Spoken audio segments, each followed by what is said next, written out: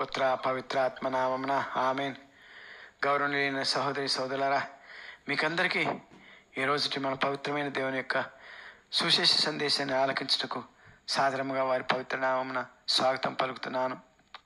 ఈరోజు విశ్వ మానవాళి పవిత్ర తిరుసభ బాప్తిస్త యోహాను గారి యొక్క శిరచ్ఛేద సంఘటనను జ్ఞాపకార్థంగా పండుగ రూపంలో కొనియాడుతుంది.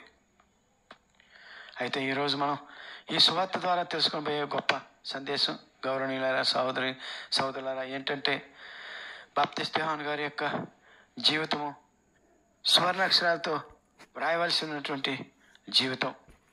అటువంటి గొప్ప జీవితం ఏ విధంగా తండ్రి అయిన యెహోవా దేవుని యొక్క మహిమార్థమై హతసాక్షులయ్యారో ఇప్పుడు మనం తెలుసుకొని పోతున్నాం. అందరికీ తెలిసిన విధంగానే బాప్తిస్త యోహాను గారి యొక్క దైవ సందేశాన్ని ఎడారి స్వరం అని అంటారు.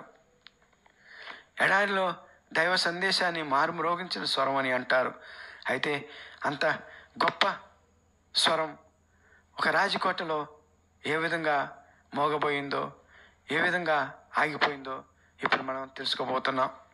ఈనాటి దైవ సందేశ ముఖ్యాంశము రాజకోటలో ఆగిపోయిన ఎడారిలో మ్రోగిన దైవ స్వరం. ఆ ఎడారిలో మ్రోగిన స్వరం హేరోదు రాజును అతను చేసిన తప్పును ఈ విధంగా హెచ్చరించింది. హేరోదు, నీ తమ్ముని భార్యను పెండ్లాడటం సరికాదు అని యోధారాజునే ధైర్యంగా అతని తప్పును ఖండించిన స్వరం. ఆ స్వరం కత్తిచే ఖండించబడి ఆగిపోయింది.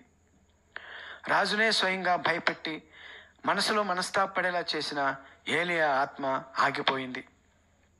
హేరోదు ఆ ప్రవక్తలో ఉన్న దైవశక్తిని, దైవస్వరమును గుర్తించినా మనస్తాపడి జీవితాన్ని మార్చుకునేలోపే బలహీనతల బానిసైన తాగుబోతూ తన తప్పుడు మాటలు నిలబెట్టుకుంటకు తప్పుని తెలిసి కూడా ఆ తప్పును సరిదిద్దుకునే లోపు జీవితంలో సరిదిద్దుకోలేని తప్పు చేసి తనను భయపెట్టిన దైవాంశ సంభూతుడిని తన జీవితంలో తన పాపాన్ని ఇక ఎప్పుడు తనను హెచ్చరించకుండా ఉండేటట్లుగా ఆపివేసింది. అది ఎలాగంటే, హేరోదియా రాజ్యకాంక్ష కోసం, రాణి హోదా కోసం, సుఖ సౌఖ్యాలలో తోలలాడుట కోసం తప్పు చేస్తూ తప్పులోనే తొలతూగుతూ ముక్కు పచ్చలారని లోకం తెలియని కూతురిని సైతం తండ్రి లాంటి తండ్రి ముందు తప్పుటడుగులు వేయించింది.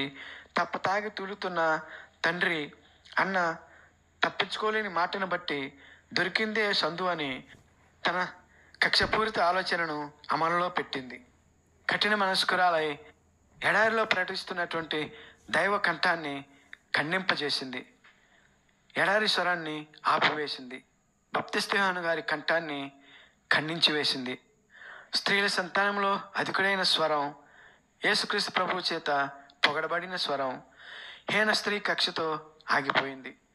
ఖండించిన కంఠాన్ని బంగారు పళ్ళెంలో పెట్టి తెప్పించుకుంది. కానీ బంగారు పళ్ళెంలో పెట్టబడిన ఆ కంఠం ఆ బంగారం కన్నా విలువైనదని పళ్ళెంలోని ఆ స్వరం చెప్పకనే చెప్పింది దైవ సత్యం. కామం, క్రోధం, మోహం తెస్తుంది మనిషికి చావైన పాపం. చావైన పాపము అవుతుంది మనిషికి శాపం. ఆ శాపమే తెచ్చింది హేరోదుకు ఘోరమైన మరణం. అదే ఎడారిలో పలికిన స్వరం, రాజదర్బార్లో ఆగిపోయిన ఆ దైవస్వరం తరువాతి కాలంలో మొత్తం ఆ రాజవంశాన్ని కబలించి వేసింది. ఎడారిలో పలికిన దైవస్వరం యొక్క శక్తిని చూపించింది. కావున సహోదర సహోదరి, తెలుసుకో ఈ సత్యం, మసులుకో అనునిత్యం, దైవ బోధలను ఆలకించు, పాప జీవితానికి తిలోదకాలు ఇవ్వు. దైవ బిడ్డలెవరైనా నీ తప్పును ఖండిస్తే వారు ఉద్బోధించిన ఆ సద్బోధనను సద్విమర్శగా స్వీకరించు. దేవుని క్షమకై శరణు వేడు. లేకుంటే అవుతుంది నీ జీవితం హేరోదియాల్లాగా.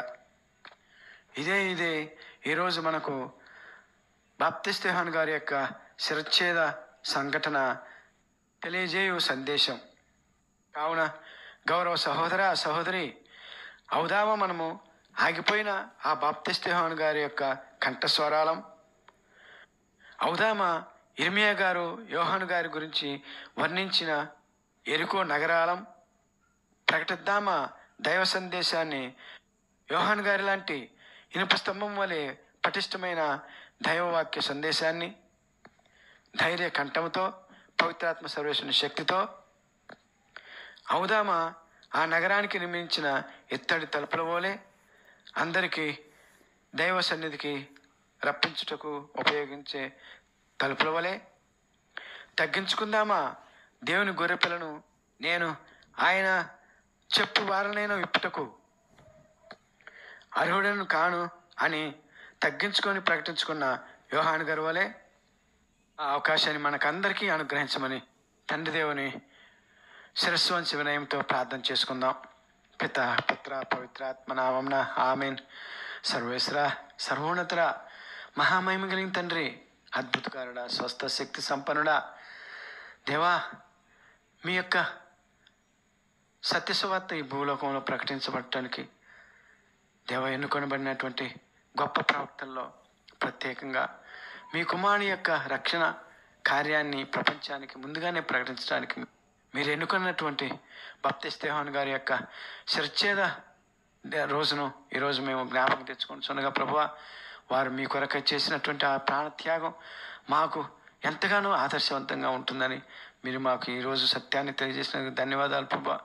అలాగనే ప్రభు వారి యొక్క జీవితాన్ని వారు మీ కొరకై ప్రాణాన్నైనా త్యజించుటకు సిద్ధపడ్డ ఆ ధైర్యాన్ని మాకు కూడా అనుగ్రహించమని దేవా, మీ యొక్క రక్షణ సువార్తను ప్రకటించడానికి మేము అర్హులం కాకపోయినప్పుడు కూడా మీ చిత్తమైతే మేము ఏ విధంగా మీకు ఉపయోగపడతామో, మీ సత్య సువార్తను మేము ఏ విధంగా ప్రకటించుకోవాలో దేవా మాకు నేర్పమని, మమ్మల్ని నడిపించమని, మమ్మల్ని ప్రేరేపించమని దీనులము హీనులము అనర్హులమైన మేము బ్రతిమాలి ప్రాధేయపడి వేడుకుంటున్నాం తండ్రి. ఆమెన్. పిత పుత్ర పవిత్రాత్మ నామమున ఆమెన్. దేవాదేవుని యొక్క కృపా కనికరాలు మనందరిపైన ఉండునుగాక. ఆమెన్. పిత పుత్ర పవిత్రాత్మ నామమున ఆమెన్.